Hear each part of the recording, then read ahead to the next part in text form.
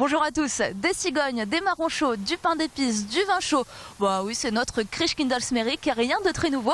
Sauf qu'ici, nous ne sommes pas place Broglie, le décor est très légèrement plus exotique. Nous sommes à quelques mètres de la place Rouge à Moscou, où le marché de Noël Strasbourg se délocalise du 24 décembre au 7 janvier. L'inauguration, c'est dans quelques heures. Tous les exposants sont ici très affairés dans leur chalet. Une inauguration et une mise en place qui est rendue très difficile par la vague de froid qui s'est abattue sur la ville. Il fait entre moins 20 et moins 25 degrés, tout a gelé. Il y a donc beaucoup de travail. Mais l'Alsace à Moscou, sur Alsace 20, c'est parti.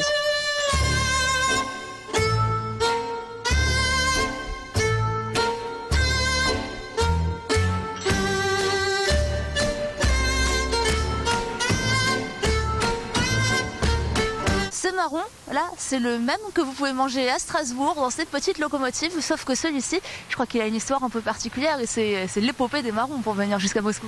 Un petit peu, oui. En camion, en fait, mais pas en camion frigorifique. Donc, ils ont pris le froid.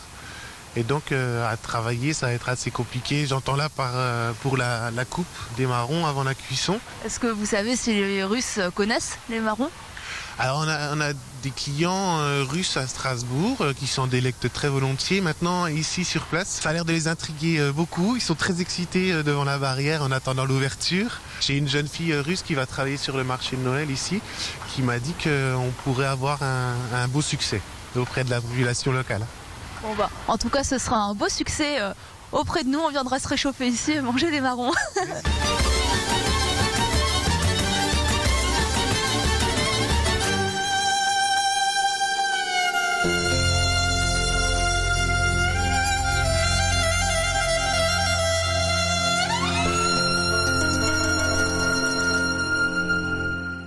Parmi les spécialités alsaciennes, si on peut dire, quelques dizaines, quelques centaines de sapins Nordmann. Donc vous êtes producteur à Gevenheim.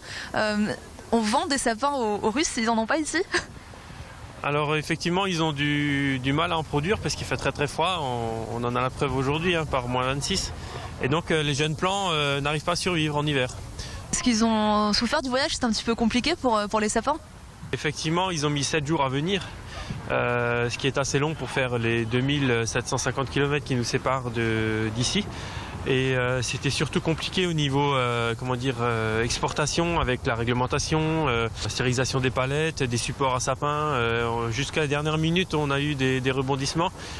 Et les sapins, ils sont un petit peu surgelés là, c'est pas grave. Le froid, ça conserve, donc c'est pas grave, faut juste faire attention à leur manipulation. Après, on a laissé quelques consignes qui sont assez importantes pour qu'ils soient conservés dans les maisons dans les meilleures conditions. Il faudra qu'ils les rentrent par palier pour que le végétal ait le temps de s'acclimater de nouveau à la chaleur.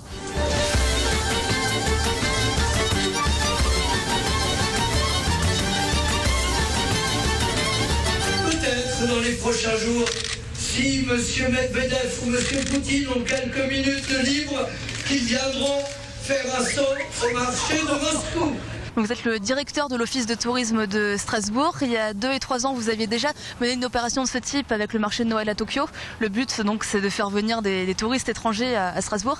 Exactement. On a constaté une augmentation de 56% des nuitées de Japonais en Alsace. Après Tokyo, après le marché de Noël de Strasbourg à Tokyo, c'était l'année 2011, plus 56% d'augmentation, on est très content. Et pourquoi Moscou alors ? Est-ce que c'est un touriste qui ne vient pas encore assez, qui n'est pas assez capté par Strasbourg ? Est-ce qu'ils peuvent être intéressés par Noël ? Les Russes font partie de ces clientèles qu'on appelle émergentes, c'est-à-dire qui commencent à avoir un bon pouvoir d'achat, qui commencent à se déplacer, à visiter, à sortir de leur pays.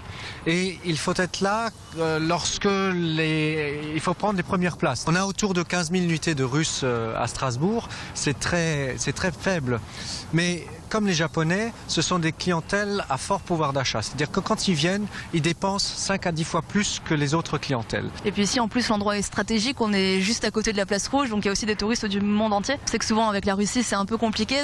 Combien de temps en avance vous avez dû vous y prendre pour monter ce projet ? Est-ce qu'il y a eu des difficultés particulières ?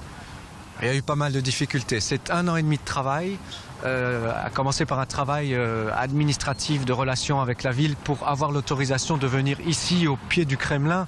On a eu beaucoup de propositions un peu plus loin, c'était plus facile. On a souhaité être ici parce que c'est là où il faut être. Et puis au-delà de ce travail administratif, c'est un travail technique.